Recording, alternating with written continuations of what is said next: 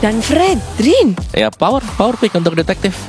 Dan ini mereka sudah punya badan di belakang, mereka sudah punya setup. Dan menurutku 3 pick awal CFU ini kuat. Kuat dalam artian mereka kalau memang bisa jalan as a team, mereka bisa menangin team fight early-nya. Setuju, dan ini membuat sebenarnya turtle pertama bisa dibilang untuk saat sejauh ini dimenangkan oleh CFU. Onyx gimana nih responnya? Apakah dia mau lawan atau mungkin cari hero tradingan? Ya SS-nya nggak mau lawan karena itu masih menjadi keputusan tergantung nanti komposisi yang dibawakan. Dan untuk menutup fase yang pertama ternyata Badang. Ya bagus gak Badang sih, Badang Kibo ya. Ya. Balik lagi berkaca dari region kita, Badangnya dia kan rate-nya luar biasa ya. Iya. Dan Badang udah dipakai semenjak dari MPL kan. Tapi berbeda dengan Yishunshin. Kita belum meta Yishunshin pada saat itu. Waktu itu Sutsujin ya yang pertama kali ngebawain ya. Belum waktu itu. Belum populer. Dan mayoritas Onyx yang ngeband di Sunshin waktu itu. Nah ini sekarang kita harus ngeliat nih Kairi-nya. Perdana berarti dong. Harusnya untuk di kompetisi mestinya. Untuk di kompetisi turnamen official ya. Dan ngomongin Badang, ingat game 1 game 2 Keyboy. Ini kalau kita ngomongin pasti Keyboy Badang itu benar-benar banyak melakukan outplay penyelamatan dengan Badangnya yang sampai setelah itu di-ban oleh RRQ pada saat itu. Nah, dia make up play dengan Badang, satu hero yang dipakai Kibo itu beda jadinya. Dan bisa kena banyak juga kan waktu itu Badangnya kena 3. Tapi berhadapannya sekarang sama Kalea Badangnya. Ya lumayan tricky lah kalau berhadapan dengan Kalea juga karena Kalea di sini kan bisa single target pick off dan gak diganggu sama sekali tanpa cancel, kecuali ya memang Traceless-nya nyala mungkin dari Kairi atau ada Purify yang dipakai. Jadi ini lebih ke memaksakan buat gold laner-nya, terus juga dengan si mid lane-nya mungkin pakai Purify nanti. Karena biasanya kalau kita lihat ada Kalea nih ya, diambil dengan lawan ya 1-1 yang menjadi jawaban untuk jadi marksman. Dan bisa kalau tidak bisa. Ya, tapi kalau Kalea memang dipakai dengan CFU, ada satu match yang masih lumayan untuk berhadapan dengan Kalea. Valentina bisa copy. Dan kalau ada Valentina yang keluar dengan pengambilan dari Tidal Slam dilawan, Purify ini sebenarnya jarang dipakai dengan musuh. Jadi bisa ngebalik ya malah ya dengan adanya Valentina, dan itu tentunya berada di pool dari Sunster sendiri. Tampaknya udah lengkap banning listnya dari Onyx, Chushin dan juga Cici. Jadi jelas Cici ya pengen menangin lane dari Poveusnya, nggak mau laning phase terlalu terganggu. Kalau dari si FU sendiri last bandnya mungkin, wah ini kalau Valentina di ban aku nggak masalah sih yang tadi dibilang Om Awa, atau mungkin hero-hero lain kayak yang tersisa ya Kimi ada Yif nggak sih? Yif juga masih Harit option. Harit Savero. Iya, Harit Savero di ban. Tenang. Gak cuman itu, tenang. Ini kebetulan banget Irita nggak di ban. Lunox. Wow. Ya, tapi bagus banget. Ini pilihan yang bagus ya. Brilliance of Order akan bisa menghindari Tidal Slam juga. Satu masalah. Yang lo bilang susah tuh. Atau gold. Jungle dong. Satu masalah Kagak sih. dong. Satu masalah sih kalau misalkan kayak gitu Lunox. Sebenarnya ini nih ya. Kalau ngeliat Lunox sebenarnya ya butuh item loh. Situasional. Butuh item kalau aku ngeliatnya. Sebenarnya dari sisi Lunox-nya. Jadi ini akan sedikit tricky, gambling juga. Ya SS butuh mungkin mid untuk lebih agresif, dan Lunox butuh item. Itu yang aku pengen point out. Jadi harus Onyx-nya jangan mau kemakan tempo early-nya, mending fokus farming. Fokus aja, tapi dihadapkan dengan Kimi dan juga Idit. Wow, single target lock yang banyak ya ternyata ya. Dan ini banyak crowd control efek loh buat CFU sendiri. Dan ya untung banget di sana ada Lunox yang bisa menghindar juga. Tapi Lunox-nya flex, masih bisa di gold, bisa ada di mid juga. Meskipun kemungkinan ya dengan hero yang dimiliki CFU 5 kayak gini, laning mana nih yang milik Onyx yang bakal digangguin atau bakal jadi pusat dari CFU? Pusat untuk digerakin, digangguin, yang bakal berat banget nih untuk Onyx. Untuk Onyx, kalau aku sejauh ini mungkin midnya sih. Oh berarti Lunox Gold. Cuman yang aku yakin ini Lutpi ini akan menjadi motor sih. Jadi anak EXP nge-pressure CFU-nya. Oh, kalau aku gengking nge-gold sih buat Onyx. Ini bakal pincang banget nanti kalau Lunox gak jadi. Oke. Jadi Savero harus benar-benar dihati-hatiin. Dan bagaimana ngelihat kedua draftnya? Jujur draft yang game pertama aku di CFU. CFU? Oh kalau aku tetap Onyx. Tetap Onyx. Gimana dengan kalian dan gimana dengan para caster melihat game pertama untuk Indonesia? Langsung saja kita ke Land of Down. Oke, thank you so much Bude Clara Monster, Johnny, dan juga di sana ada Umwawa. Kalau gue lebih ke arah Onyx. Gue suka draft yang cukup unik, dan bahkan ini dia buat kalian semua yang nanya tim Indonesia mana bang kok gak main-main, ini dia tim Indonesia pertama yang akan bermain di MSC, yang akan secara tidak langsung membalaskan dendamnya dari tahun lalu. Mungkin bukan tim yang sama, tapi ini negara yang sama yang mematahkan mereka di AWC MSC 2024. Let's go, kita akan lihat seperti apa kiprah mereka di Lane of Down. Karena ini lawannya juga Detektif Fredrin pas kali ya. Detektif Fredrin. Pas kali ini detektif menggunakan Fredrin. Ngomongin soal Yisansin, farming itu akan menjadi kunci sampai level 4 aja kok. Karena level 4 Yisansin itu bisa ngasih damage, bisa ngebawain point kill, dan Sans bakal coba di-commit, dan first blood hampir didapatkan, tapi flicker for defensive. Tapi sayang sekali tetap bisa didapatkan. Keyboy memilih untuk mundur ke arah belakang. Sans kerugian yang sangat mahal dengan flicker yang sudah mereka miliki. Underestimate kah? Siapapun usernya, siapapun yang main Kimi early game itu akan tetap mematikan.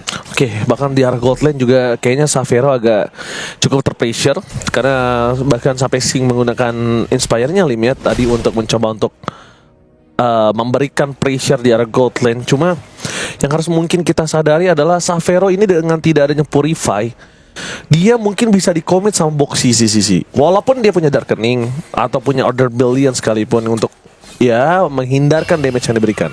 Pull yourself together, 20 yourself ya. Inspire lebih cepat, flicker lebih cepat juga berartinya untuk Boxy dan juga Sing.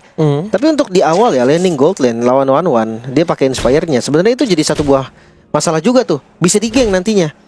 Mungkin ya ngelihat dari Sanse yang tumbang di awal, jadi itu poin plus lah untuk CFU kan.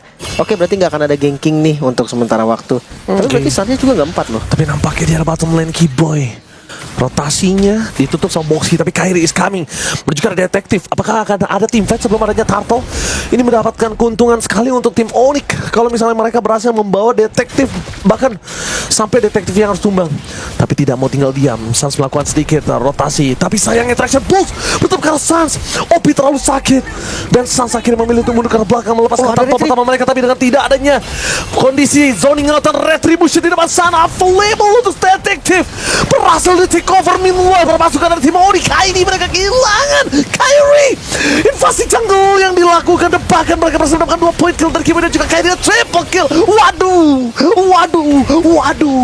kali ini berbahaya sekali tim Onyx Indonesia. Mereka harus punya item terlebih dahulu sebelum mereka memasangkan team fight kali ini, Lim. Ya, triple kill. Editnya, top lane Sing selamat. Solo kill gagal didapatkan, tapi tampaknya detektif is coming. Opi bersama dengan Boxy sisi menutup jalan dari Xavero. Dengan tidak menggunakan flicker, itu wise decision yang bisa dia lakukan. What happened Onyx? Apa yang mereka lakukan di awal? Mereka seakan membuang semuanya. Mereka dengan hero farmingnya paksa untuk team fight. Mereka lepasin turtle-nya, purple-nya nggak ke cover juga, nggak ada yang nge-delay sama sekali. Inilah salah satu kelemahan dari Cetian itu memang di awal nggak punya escape sama sekali kan. Bukan di awal, bahkan sampai late game pun mengandalkan spell sekali. Match up-nya Kimi, yang dimana memang Kimi tipikal yang nyiksa landing. Dari itu makanya awal. jadi satu perbedaan yang nyata gitu loh buat Onyx. Sekarang mereka harus reset, mereka harus sabar, karena gold udah 2000 gold nih menuju ke arah CFU Gaming. Ini baru menit 3. Iya, Jangan sampai terlena. Dia butuh ambil take over turtle-nya sih, Lim. Dia harus gimana caranya balikin keadaan yang mereka miliki. Gue rasa skip sih turtle-nya. Ya kalau misalnya Ambil mereka buff. mau, dan Boxy sisi bakal coba di Allah, dan Tsunami Slave berhasil mendapatkan Kairi. Karena jalur untuk pulang mendapatkan Keyboy di depan sana. First Craig yang tidak bisa mendapatkan apapun. Waduh, he's coming. Bukan Turtle menjadi target utama mereka, tapi ternyata purple buff dari detektif Fredrin yang langsung objektif membuat seakan-akan Kairi invite jungle-nya benar-benar ditutup. Dan lihat Kairi 02. Ini benar-benar harus berhati-hati. Boxy sisi Tsunami Slam-nya. Selama Kairi gak ada dash, gak ada Trestless, dia pasti bakal commit. Tapi Darken ini dikeluarkan, target menuju ke Boxy sisi mencoba untuk bertahan. Phoenix after Fury. Waduh, nggak terlalu terburu-buru dengan keadaan keuntungan yang dimiliki para pasukan dari tim Onyx. Di akhirnya mereka berhasil mendelay sedikit turtle yang mereka miliki dan Xavero. Waduh, dengan adanya kondisi yang dimiliki dan crossbow of Ting dari Sing kali ini berhasil terbang dan bahkan Sans di zoning out habis oleh Obi bersama dengan Sing. Walaupun tidak ada pasif tapi nampaknya berpasukan dari tim Onyx. Kairi membalaskan kembali keadaan. Kairi mundur ke arah belakang mencoba untuk menyelamatkan Sans, tapi Xavero berhasil menghindari press ward dengan Darkening dan dia berhasil membuying time sedikit. Tapi sorry to say, Lim, Turtle tetap di tangan dari CFU Gaming. Itu dia, dan sekarang baru 1 point kill. Sementara lihat Boxy maju lagi ke depan. Dia akan invade jungle, gak dikasih. Gak dikasih Kairinya. Mau ngambil jungle pun susah banget Kairi. Makanya gue bilang tadi early ya, yang membuat mereka tuh kayak misplay lah bisa dibilang early-nya. Itu membuat dampaknya sampai mid game dan bahkan sampai late game. Iya. CFU punya 1-1, jangan lupakan itu. Ya betul sekali. Dan mungkin dari CFU Gaming kali ini mereka, kita melihat adanya keretakan mungkin nanti di arah mid to the late game. Kenapa? Kan setidaknya Onyx ID punya damage link. Setidaknya dari kekalahan 3000 gold di early mereka kalau mau team fight di mid pun ini masih belum cukup damage ya. Tapi ini combo simple sekali loh. Tsunami Slam pecahin weakness point-nya 1-1. Ini simple combo yang tapi mematikan banget, Ji. Maksud gue mereka nggak punya solusi juga loh dari itu selain Xavero yang punya Order Brilliance. Tapi jangan lupakan wadunya ini dari tadi selalu ke backline. Dia nggak pernah sayang sama flicker yang dia miliki. Wadunya nge-zoning out dengan Primal Ward dan damage-nya cukup worth it dengan 4 point kill yang udah dia dapatkan. Lihat duit Sans, lihat duitnya Kairi sama. Iya. 2.800 gold. Karena Kairi nggak ada space. Iya. Sans butuh bantuan, Kairi butuh bantuan. Sedangkan kalau mereka pilih muncul di Sans, ya berarti memang nggak akan ada gerakan lagi ke arah Kairi nantinya. Itu yang selalu dimanfaatkan oleh CFU. Sekarang konsepnya ada turtle yang akan muncul. Singnya udah mulai dilepas. Mid game itu memang punya CFU harusnya. Makanya gue bilang tadi, Sans farming dulu sampai level 4, seenggaknya dia punya turtle ship-nya, dia udah punya ultimate, baru dia bisa nge-damage. Sayangnya dari awal dari paksa team fight, belum sampai level 4 bahkan. Oh, Fizzcrack, Kiboy.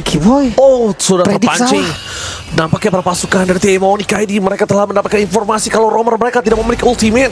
Informasi dari Mountain Choker langsung flicker dan Tsunami Slam berjika Lutfi mundur ke badan Kiboy. Fizzcrack yang on point tapi sayang sekali crossbow of Ting dan seorang Sing berhasil mendapatkan 1 weakness point yang menerbangkan dirinya bersama dengan Xavero. Unstoppable didapatkan membuat para pasukan dari tim Onyx ID memang mereka membalaskan keadaan, tapi sayangnya Fizzcrack tanpa adanya Fizzcrack kombinasi layaknya makan telur tanpa garam. Itu dia ya, hambar ya jadinya. Tapi sayang banget sih Fizzcrack itu pakai untuk coba dodge, untuk predik tadi. Jadi nggak ada efek stun yang pasti. Oh, itu kalau ada Fizzcrack gue pastikan sih mereka bisa membalas setidaknya shutdown terjadi dari OP. At least 3 lah, 3 yang tumbang tadi kalau misalkan ada. Sama-sama 3. Ya, sama-sama 3. Bahkan mungkin nggak ada korban sih dari Onyx ya. Karena ada efek stun, tapi ya oke lah, let it go karena udah terjadi juga 11-2 sekarang. Onyx, apa yang terjadi? Perwakilan terkuat dari Indonesia. Yes, the champion of MPL ID. 7 menit. Hampir ke menit ke-8. Tapi terlebih sabar dahulu karena para pasukan dari tim Onyx ID mereka harus mendapatkan itemnya sebelum mereka memasak team fight. Yang membahayakan adalah gimana kalau tim CFU ini tidak mengasih nafas itu sebenarnya, Lim. Itu dia, dan itu nggak bakal dikasih nafas, Ji. Gak usah pakai kalau, tapi memang nggak akan dikasih nafas. Lihat konsil, waduh. Oke, nampaknya team fight kembali terjadi dan efektif. Freddy masuk ke arah tengah. Saat flicker for defensif tapi dapat Tsunami Slam di depan sana membuat Lutfi harus take down. Di top lane, untungnya Kairi masih memiliki sedikit space untuk mendapatkan 1 turret setidaknya at least. Tapi para pasukan dari tim CFU Gaming mereka mendorong di dual lane, mid dan bottom lane. Bahkan mereka mencoba untuk menerobos mendapatkan holy defense sebelum lot mereka dapat. Wow, ini kalau sampai kebuka holy defense di menit 8, Ji.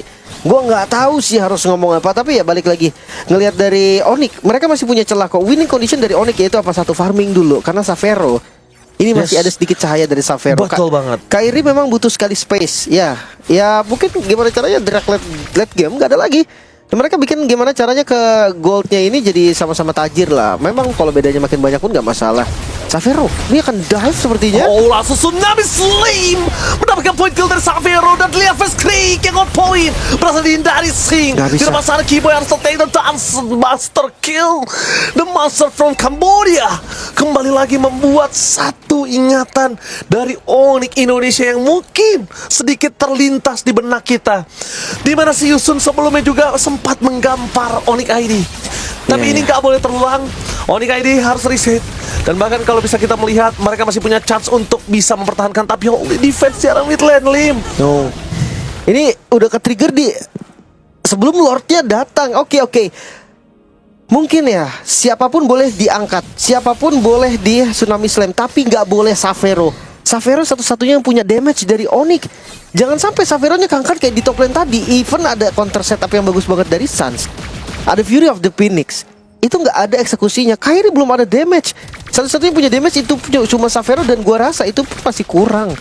Masih kurang untuk benar-benar menghancurkan semuanya. Maka dari itu sekarang Onyx, mereka harus defense mati-matian. Mereka harus mencari celah nih, sekecil apapun celahnya harus mereka manfaatkan. Karena Lord yang pertama ini sangat berbahaya. Oh, karena udah tidak ada hold di defense. Tebangan Onyx Indonesia di depan sana. Mereka mencoba untuk mempertahankan base mereka. Action pulse berhasil dihindari oleh Keyboy. Tapi Tsunami Slam, karena Lutfi yang bisa melakukan satu buah kekacauan di arah backline. CFU bakal dihilangkan.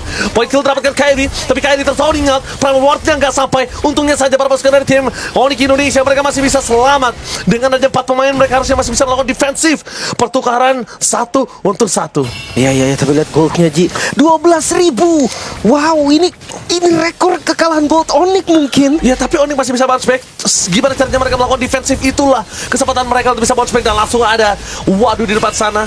Tapi untungnya Savero standby dengan order billions yang dia miliki. Oke, 12.000 gold difference. Tapi gimana cara Onyx bisa nge-relay dan nge-drag game ini menuju ke late game? Itu jawaban satu-satunya, Lim. Dan itu hindari team fight, defensif, bermain dengan sabar. Karena kalaupun nanti di arah late game sekali perbedaan 8.000, 10.000 pun selama itemnya equal, paling nomornya aja. Masalahnya lihat, ini 70 detik lagi Lord Ji. Berarti waktunya cuma 70 detik.